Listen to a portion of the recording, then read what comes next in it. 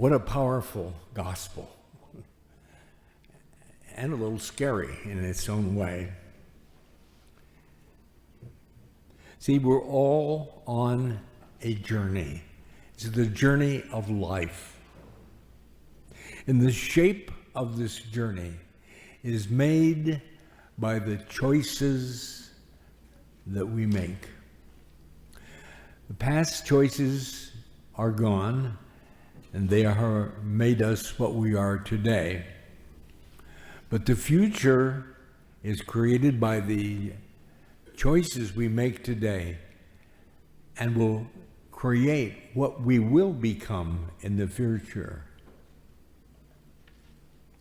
This journey involved great love and great suffering, as Jesus was well aware in this morning's gospel.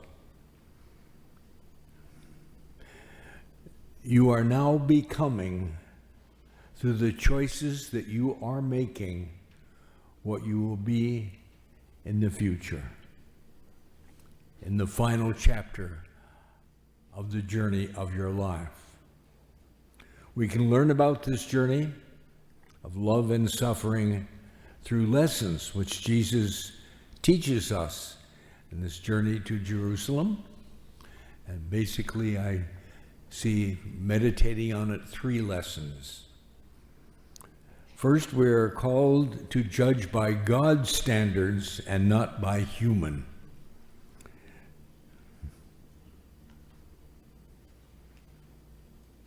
You see, Jesus chided Peter for going into denial about his passion that he was about to undertake. He saw his life in the context of the larger truth of God's reign of love. True, great, but how do I apply this to my life? Choices. There is an eternal perspective of faith that sees the present suffering and tragedy in the context of hope and love and not fear.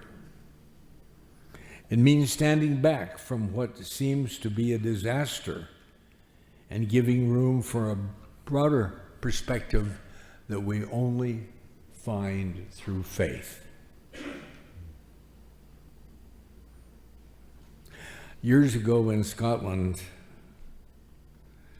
the Clark family had sold everything to get enough to pay for a trip to the United States, and they were all very excited. But somehow a dog came and bit the young boy, and they had to take him to the doctor, who quarantined him for 14 days, and so they could not go on the trip. And the father was just so angry, and he was mad at everybody, God and the doctor and his boy and whatever, until he heard that the boat that they were going to go over on was called the Titanic, and they would have perished, and that it was better that they did not go.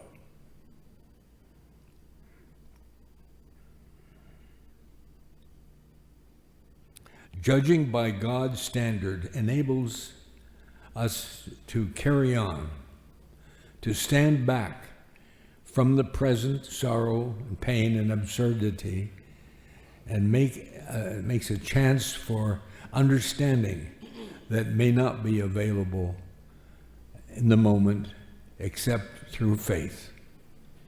I know that there is a higher perspective, God's standard, that even this makes sense.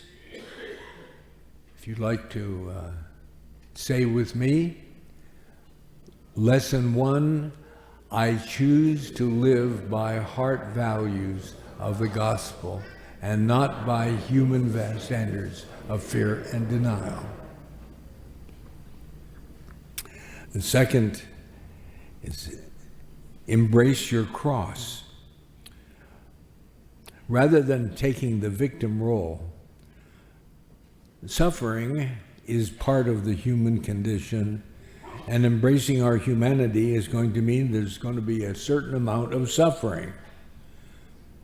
Jesus did not invent suffering, and under certain circumstances it may have no intrinsic value, but it gives us a powerful witness of how to deal with it by refocusing from the current values, culture, and prevailing consciousness to the heart values of the gospel, of our loving God above all things. We refuse to become victims, and we take responsibility for our life. The cross is a great symbol of this. It is an intersection of the one side, which is the human, and the other, which is the divine. And it is the meeting of those two, which are both important, that gives us purpose, direction, and hope. The sin of Adam wasn't less that he was eating the fruit, but he wasn't taking responsibility for it. Courage for each of us means not being a victim. It makes us embracing life in all the manifestations and taking responsibility for my choices. So our second lesson, I choose to take responsibility for my life and not be a victim of sin. The thirdly, it's to commit to your true self. Jesus was very aware of the role that the Father had given him, and that the best way out of the problem was through it, as going to Jerusalem and face rejection and death. Happiness is achieved by courageously working through one's authentic self and the unique role of love and suffering, rather than giving to some fantasy world.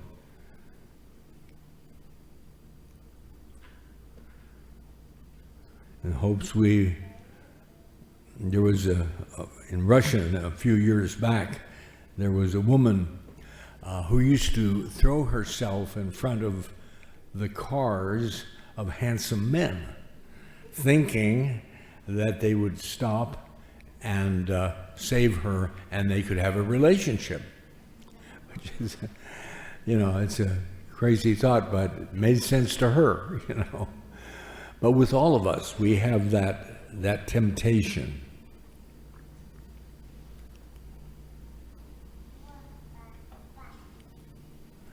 Temptation is to abandon our true self in favor of some supernatural or superficial safety or surface egotistical fantasy. The etymology of the word credo is I give my heart.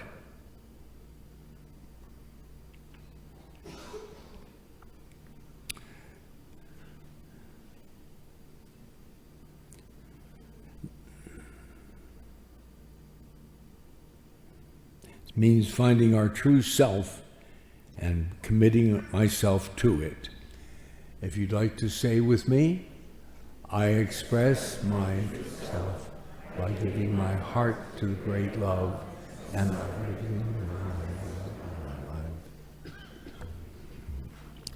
so thank you.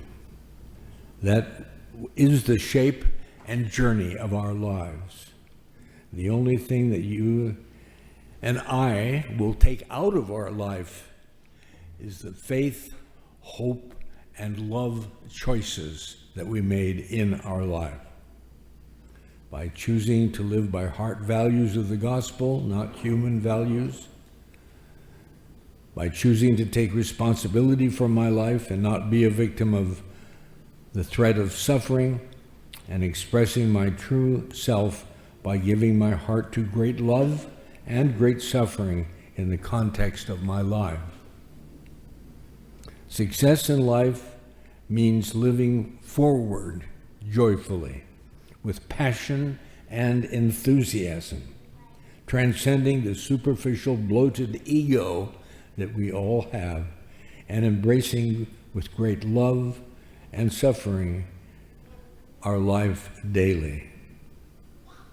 This is Jesus' Jerusalem lessons. And it is the reason that Jesus reacted so emotionally when Peter said, "Oh, not you, Lord." He was missing the point. And, Peter was the first pope, but he still missed the point. So we all will on occasion, but then we are brought back by our faith, hope, and love.